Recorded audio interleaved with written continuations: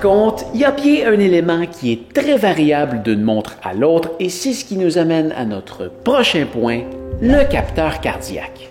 Toutes sortes, ces jours-ci, ont un capteur cardiaque intégré à l'arrière pour capter tes pulsations cardiaques au poignet. Et c'est fait que finalement, tu te retrouves qu'à payer pour un outil qui non seulement te sert à rien, mais qui en plus t'affiche des données erronées. Heureusement, c'est pas le cas de toutes les montres, mais il semblerait tout de même que l'expérience du capteur cardiaque varie d'une personne à l'autre selon plusieurs facteurs tels que la pilosité, la présence de tatous et la teinte de la peau. Plus la peau est foncée, et plus il y a d'obstacles entre le capteur et tes veines, plus il est difficile pour ce type de capteur de visualiser ton flux sanguin.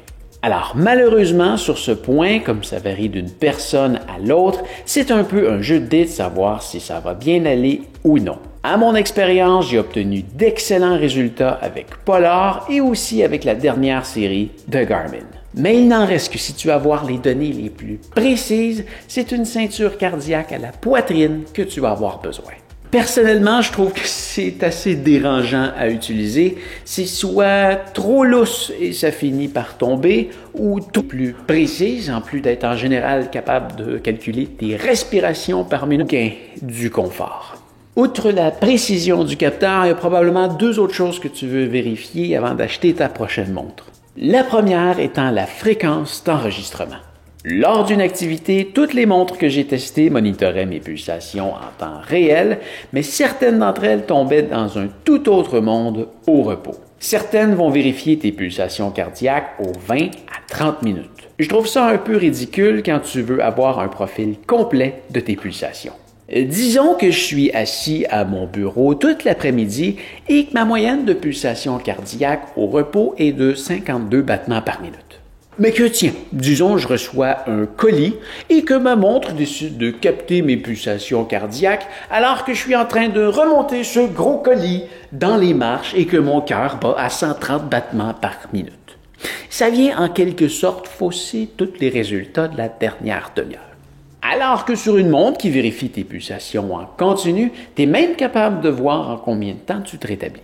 Un dernier point à vérifier, et celui-là tout particulièrement si tu prévois dormir avec ta montre, ou même l'amener dans ta chambre, c'est à quel point est-ce que la lumière verte derrière la montre s'échappe lorsque tu l'as à ton poignet.